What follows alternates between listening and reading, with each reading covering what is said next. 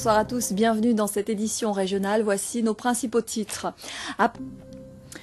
Impôts, attention, après minuit ce soir, il sera trop tard pour déposer votre déclaration. La feuille que... Et puis cette nouvelle qui va forcément réjouir les automobilistes et les marins-pêcheurs. Après 7 mois de hausse continue, les prix des carburants à la pompe vont enfin baisser. À compter du 1er juin prochain, mercredi donc, le Stimmfling nous proposera un reportage sur la fixation des prix ou comment est calculé le prix du carburant. Après 2 ans de conflits et de négociations, les syndicats de transport se sont enfin mis d'accord sur une convention collective. Alors que prévoit cette convention collective et quelles en sont les mesures phares? Éléments de réponse avec Ludivine Guillolet et Christian Nankin. En bref, une mobilisation est annoncée à compter de demain au centre hospitalier universitaire de Pointe-à-Pitre, à l'appel de l'UTS-UGTG. Les militants doivent se rendre à l'agence régionale de santé. Nous nous pencherons en détail sur cette information dans notre prochaine édition. Et dans l'actualité sociale, le conflit s'enlise à EDF Guadeloupe. 2 mois après le début de cette mobilisation de la CGTG Énergie, 5% des employés demeurent en grève. Ils demandent l'application du statut national pour le personnel local. Les précisions de Christelle Théophile et Paul Labéca. Dans l'éducation nationale, la valse des mobilisations se poursuit. Des parents d'élèves de l'école maternelle Marcel Borifax et des écoles élémentaires mixtes 1 et 2 de Sainte-Anne se sont mobilisés aujourd'hui.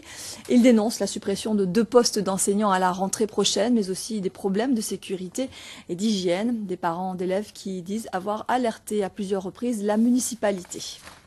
Et puis toujours en bref, cette belle frayeur des passagers du vol Fort-de-France-Montréal. Hier après-midi, la vitre du poste de pilotage s'est fissurée, entraînant un problème de pression à bord. Après 1 heure de vol, l'Airbus A320 de la compagnie Air Canada a dû rebrousser chemin. Les passagers ont pu repartir ce matin à bord d'un autre appareil. Enfin, l'Agence française de développement vient d'approuver un prêt de 11,5 millions d'euros à la Guadeloupe. L'AFD a accordé cette somme à la Société d'économie mixte d'aménagement de la Guadeloupe, la CEMAG. Ce prêt servira à financer la construction à Saint-Claude d'un établissement d'hébergement pour personnes âgées dépendantes destiné aux malades d'Alzheimer.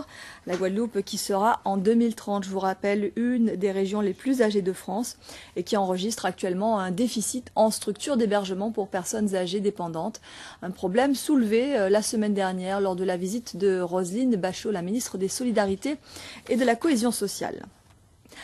Le baccalauréat 2011, c'est parti. Un examen qui a démarré avec les épreuves optionnelles sportives aujourd'hui.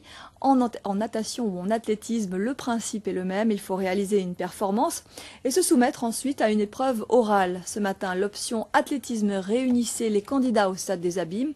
Et vous allez le voir, le sport au bac, c'est pas donné à tout le monde. Le reportage de Riménel et de Jean-Marie Mavounzi.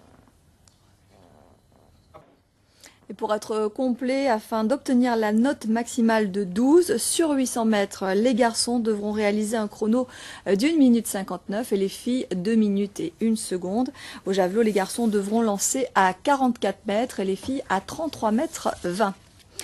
Cette affaire qui secoue la FIFA à présent, un parfum de scandale plane au-dessus de l'organisme. Jack Warner, le président de l'Union caribéenne de foot et de la CONCACAF, originaire de Trinidad, et Mohamed Ben Hammam, candidat à la présidence de la FIFA, ont été tous deux suspendus. Ils sont soupçonnés de corruption. Les précisions de Maurice Nagou de Martinique Première. Et le foot, il en est question ce soir dans le débat que Guadeloupe Première vous propose, en simultané également sur la radio. Une émission qui vous sera présentée par Eddie Golapcan et Daniel Marius sur la place du football guadeloupéen dans la Caraïbe. Avec leurs invités, ils s'arrêteront sur la violence et l'arbitrage. Ils s'intéresseront aussi aux infrastructures. Daniel Marius, bonsoir. Alors c'est une émission qui aborde donc sans tabou et sans langue de bois, on l'espère, des thèmes sensibles. Merci Daniel Marius, on vous retrouve donc tout à l'heure, juste après ce journal à 20h10 avec Eddie Golapcan. En handball, il n'y aura pas de championnat de France cette année pour l'étoile de Morne-à-l'Eau, représentant des Antilles l'an dernier au championnat de France. Les Rouges ont été éliminés par les Martiniquais de Sainte-Anne Cap 110 hier lors des qualifications Antilles. C'était au gymnase Valère Lamy de Bémao. On revient sur les temps forts de cette rencontre avec Eddie Golapcan et Jean-Marie Mavounzi. Cyclisme maintenant. Johan Ruffin est un homme heureux, sportif victorieux et papa comblé. Il a remporté hier le championnat de la Guadeloupe. Ce titre faisait partie de ses objectifs. Alors au lendemain de sa victoire, il nous a reçus chez lui en toute intimité. C'est un reportage de Robert Gaspard et de Ronnie Maletti. Tennis, Gaël Monfils s'est qualifié pour les quarts de finale. Il est le dernier Français en lice à Roland-Garros. Vainqueur de son match marathon contre l'Espagnol David Ferrer, l'Antillais a décroché une victoire en 5-7. Nicolas Bouige, Bruno Gabetta. On croise les doigts pour la suite. La culture outre-mer était à l'honneur à La Rochelle pour une opération intitulée « À vous de lire ». Parmi les auteurs ultramarins présents, Patrick Chamoiseau, l'écrivain martiniquais prix Goncourt en 92 pour son roman Texaco, était invité à partager son univers littéraire. Le reportage de nos confrères d'Outre-mer Première. Un rythme universel pour une exposition originale. L'Anthrospectka nous emmène à la découverte de la véritable histoire du tambourka. L'instrument est actuellement à l'honneur à Boyer, Sainte-Rose, dans un lieu dédié à l'art. Daniel Lozio et Ludovic, son fils, nous transportent de façon ludique dans cet univers de tradition. Paul-Henri Scoll et Ludovic Guédu. Voilà, c'est la fin de cette édition. Merci à vous de nous avoir suivis. 20h10, le débat. Quelle place pour le foot guadeloupéen dans la Caraïbe? Une émission qui vous sera présentée par Daniel Marius et Eddie Golabcamp. Puis à 21h05, un téléfilm, Carla Rubens. Demain à 13h, vous retrouverez Sophie Vingada-Salon. Nous, on se donne rendez-vous à 19h30. D'ici là, passez une très belle soirée sur Guadeloupe Première.